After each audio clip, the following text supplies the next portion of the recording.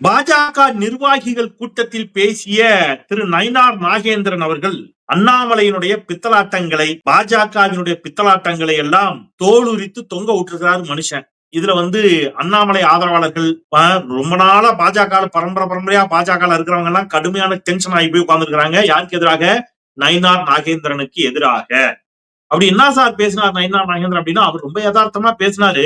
அதை யாரோ பதார்த்தமா எடுத்து வெளியில பரப்பி விட்டாங்க. இப்ப அந்த வீடியோ வைரல் ஆயிட்டு இருக்குது. அது நயினார் நாகேந்திரனுக்கு எதிராக பாஜகவினரை கொந்தளிக்க வைத்திருக்கிறது அப்படின்னு தான் சொல்லணும். அப்படி என்ன பேசினார் நயினார் நாகேந்திரன் அப்படின்னா, பாஜக தமிழ்நாட்டில் வளர்ந்து விட்டது அப்படின்னு போலியாக ஒரு தோற்றத்தை காட்டுகிறார்கள். நான் தொடர்ச்சியா சொல்லிட்டு வர்றேன், தரவுகளோடு சொல்லி வருகிறேன், ஆதாரங்களோடு சொல்லி வருகிறேன். பாஜக தமிழ்நாட்டில் வளரவில்லை, வளர்ந்திருப்பதாக ஒரு தோற்றத்தை காட்டி மக்களை ஏமாற்றுகிறார்கள் அப்படின்னு நான் சொல்லிட்டு வர்ற கருத்தை ஐயா நயினார் நாகேந்திரனும் ஆமா அதுதான் உண்மை அப்படின்னு அந்த வீடியோவில் பேசியிருக்கிறார். அந்த வீடியோவையும் நான் உங்களுக்கு காட்ட போறேன். அதன் முன்னாடி பின்னாடி என்ன நடந்துச்சு அப்படிங்கறது நான் உங்களுக்கு விரிவாக எடுத்து சொல்ல போகிறேன். வீடியோவுக்கு செல்வோம். அனைவருக்கும் வணக்கம். இது தமிழ் கேள்வி. மீண்டும் உங்களை சந்திப்பதில் மிக்க மகிழ்ச்சி. நான் செந்தில் வேல்வீச்சு.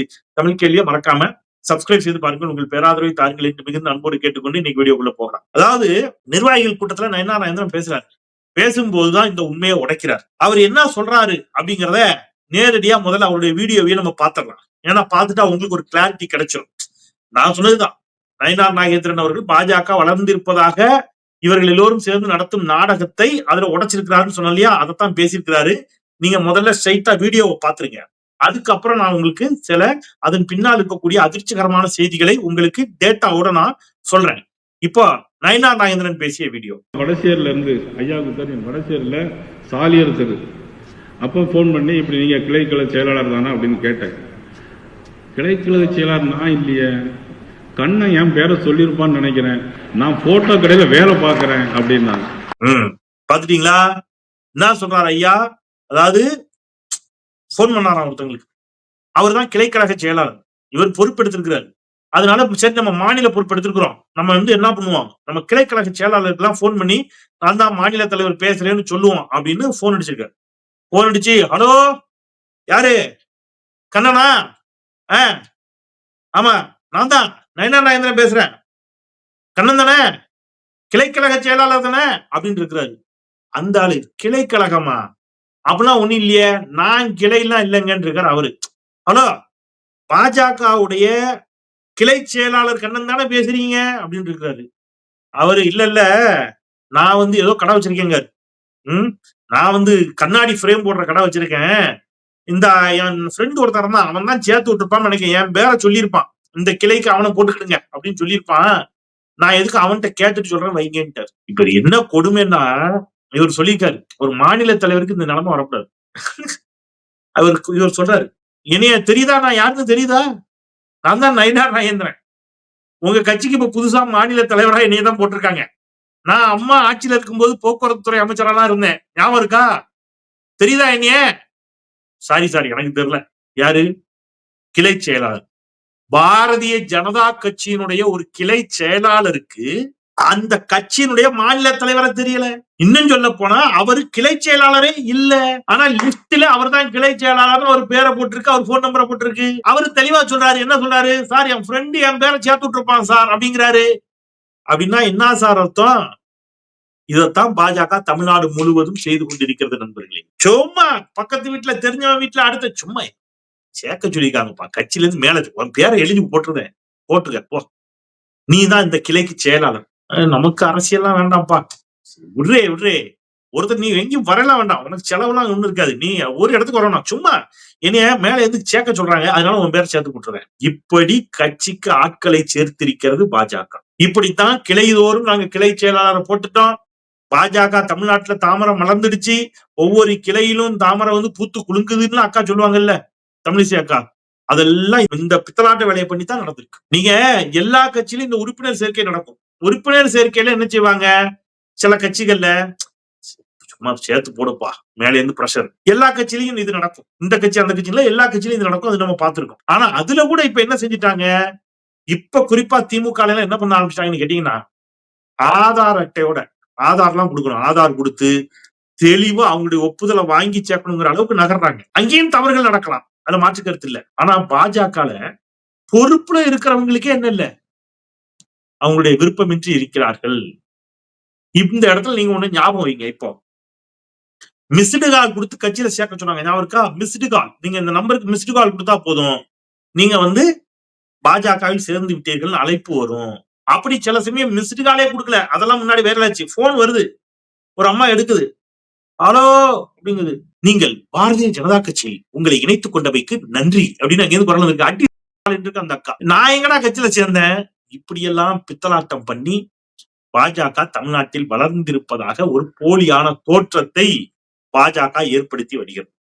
லோன் தர்றோம் வாங்க, அங்க கூட்டு வரோம், இங்க கூட்டு வரோம்லாம் சொல்லி இது ஒரு பெருத்த சோகம். இதை யார் சொல்றா? நயினார் நாகேந்திரன் அவருடைய வெளிப்படையாக சொன்னதை நீங்க கேட்டீங்க.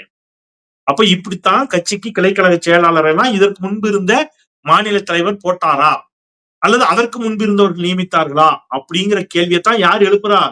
நயினார் நாகேந்திரன் எழுப்புகிறார். நல்லா புரிஞ்சுக்க, நயினார் நாகேந்திரன் அதிமுகவிலிருந்து வந்தவர், திராவிட கட்சியிலிருந்து வந்தவர். அதிமுக திமுக இரண்டும் கட்சிகளை எப்படி பலப்படுத்தும், கட்சியில எப்படி ஆட்களை சேர்க்கணும், கிளைக்கழகத்தை எப்படி கட்டணும் அப்படிங்கிறது அவங்களுக்கு நல்லா தெரியும். அங்கிருந்து வந்தவர். அந்த அனுபவத்துல அவர் போன் பண்ணி பேசினா இங்க இவங்க பண்ணிருக்கிற பித்தலாட்ட வேலையெல்லாம் அவர் பார்த்து அதிர்ச்சி போறாரு. அடுத்தது இன்னொரு அம்மாவுக்கு போன் பண்றாரு. அது இதை விட கொடுமை. பாவம், கொடுமையோ கொடுமை. நீங்க உண்மையிலே பார்த்து எனக்கு அண்ணாச்சி நயினார் நாகேந்திரன் மீது இறக்கம் தான் வந்துச்சு.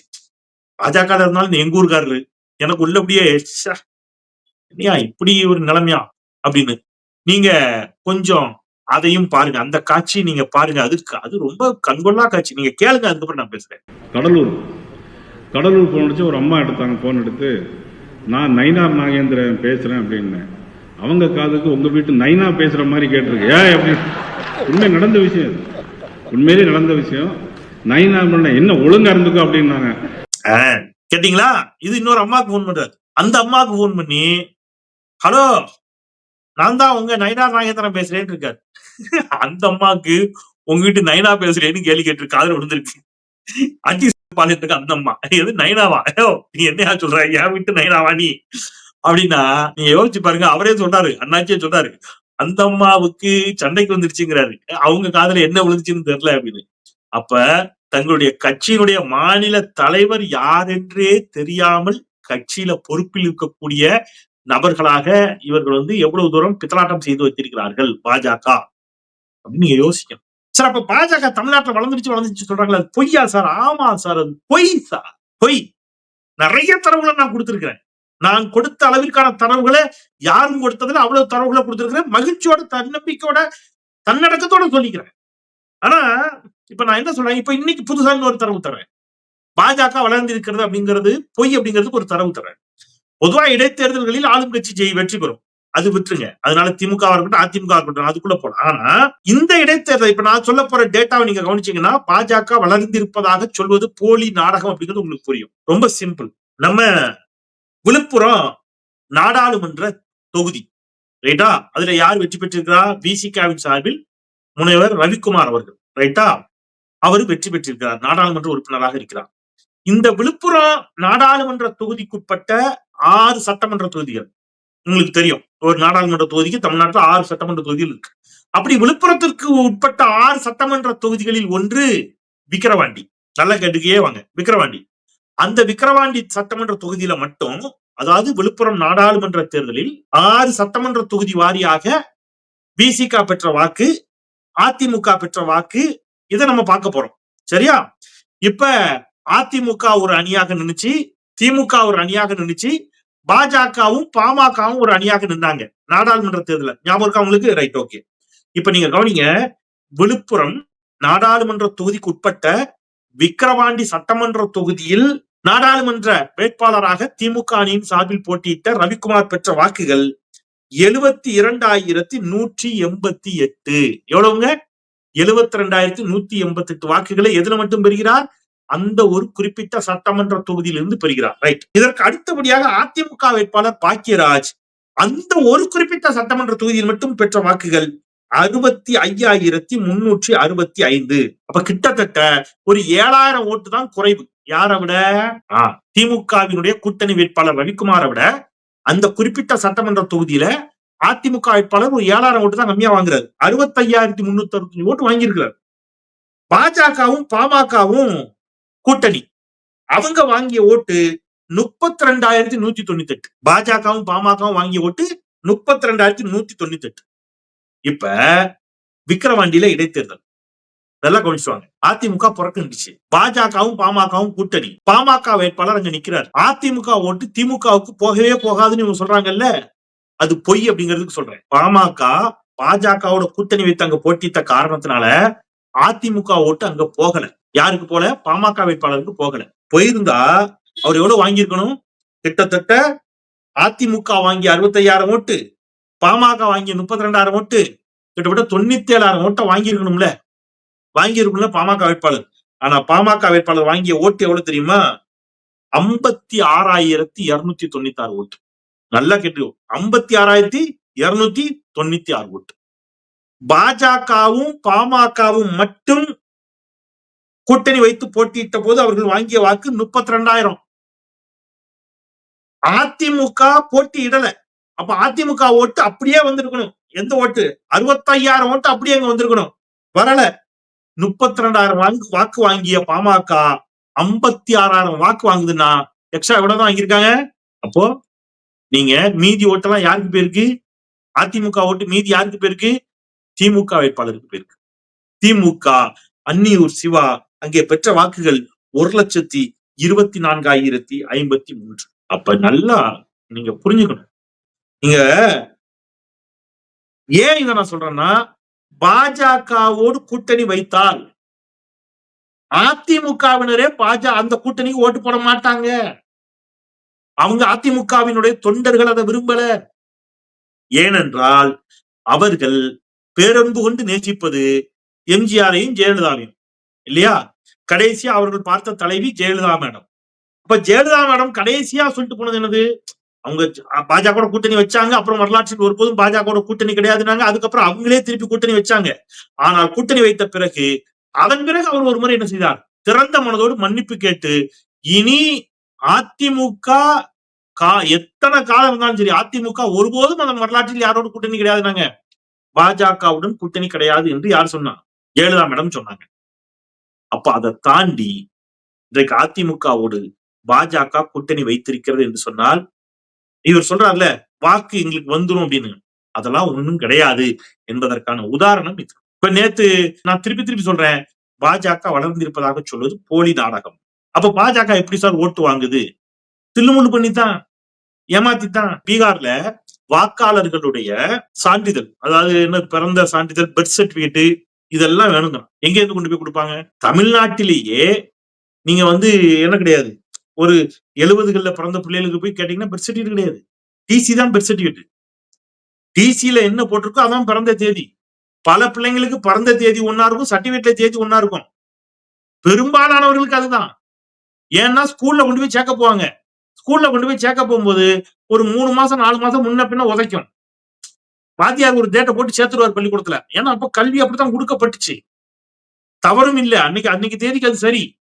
அப்படி பாத்தீங்கன்னா சர்டிபிகேட் படி பிறந்த தேதி வேற ஒன்னாவும், ஒரிஜினல் பர்த் டேட் வேற ஒன்னாவும் தமிழ்நாட்டுல பல பேருக்கு இருக்கு. இப்ப அவங்க கிட்ட எல்லாம் பர்த் சர்டிபிகேட் கிடைக்குன்னா எங்க இருந்து பர்த் சர்டிபிகேட் கிடைக்கும்? தமிழ்நாட்டிலே எப்படின்னா, பீகார் மாதிரியான வளர்ச்சி அடையாத பின்தங்கிய மாநிலங்களில் அவங்க கிட்ட என்ன இது இருக்கும்? சான்றிதழ் கையில இருக்கும். அப்போ ஒரு தேசம், ஒரு நாடு தன்னுடைய சொந்த நாட்டு குடிமகளுக்கு என்ன செய்யணும்? இந்த டேட்டா, இந்த அவங்க கேட்கிற ஆவணங்கள், சான்றிதழ்கள், இதெல்லாம் கொடுக்க வேண்டிய பொறுப்பு அரசுடையது. ஆனா அரசு மாறாக என்ன செய்யுது? தேர்தல் ஆணையம் என்ன செய்யுது? அதெல்லாம் கிடையாது, நீ கொண்டு நிரூபிச்சுக்க, இல்லைன்னா உனக்கு ஓட்டு கிடையாது, உன் ஓட்ட லிஸ்ட்ல இருந்து தூக்குவேங்கிறாங்க. சொந்த நாட்டிலேயே ஓட்டுரிமையை இழக்க போகிறார்கள் பல்லாயிரக்கணக்கான பேர். எங்க மட்டும்? பல லட்சக்கணக்கான பேர். எங்க மட்டும்? பீகார்ல மட்டும். ஏன் இதை பண்றாங்க? அந்த பல லட்சக்கணக்கான பேர்ல யார் பெருவாரியாக இருப்பார்கள்? பெருவாரியாக இருப்பவர்கள் ஒடுக்கப்பட்ட பட்டியல் சமூகத்தை சேர்ந்தவர்கள், அதற்கு அடுத்தது சிறுபான்மை சமூகத்தை சேர்ந்தவர்கள். இவங்க 2 பேரும் பெருவாரியா எக்ஸ்க்ளூட் ஆகிடும், வெளியில போயிருவான் அந்த லிஸ்ட்ல. ஏன்னா இவன் ஓட்டு தான் யாருக்கு போகுது? காங்கிரஸுக்கு போகுது. கொச்சா அப்ப முதல்ல தேர்தல் ஆணையம் வேலையை ஆரம்பிச்சிச்சா? முதல்ல ஓட்ட காலி பண்ணு. Next electronic voting machine. Next அதையும் தாண்டி எதிர்கட்சிகள் வெற்றி பெற்றால் என்ன செய்யறது? அவன் எம்எல்ஏ விலைக்கு வாங்குறதுக்கு சிபிஐ, வருமான வரித்துறை, அமலாக்கத்துறை. இப்படி ஒரு வெற்றி தேவையா? இப்படி ஒரு வெற்றி தேவையான்னு நான் கேட்கிறேன். இது ஒரு வெற்றியா? இது வெட்கமா இல்லையா? நாட்டை இப்படி ஏமாற்றுவது. எனக்கு நான் திருப்பி சொல்றேன், பாஜக மீது எனக்கு தனிப்பட்ட வாக்கியார்ப்பு சண்டை எல்லாம் கிடையாதுங்க. தேசத்தை சீரழிக்கிறாங்க. தயவு செய்து புரிஞ்சுக்கோ. தேசத்தை சீரழித்துக் கொண்டிருக்கிறார்கள். அந்த ஆட்சாமை, அந்த கோபத்தில் நான் பேசிட்டு இருக்கேன்.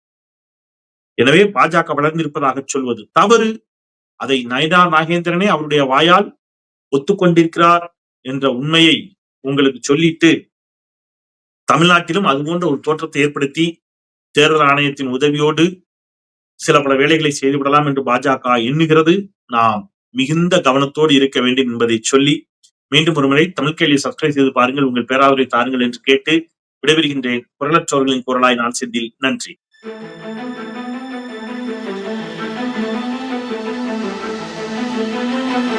Thank you.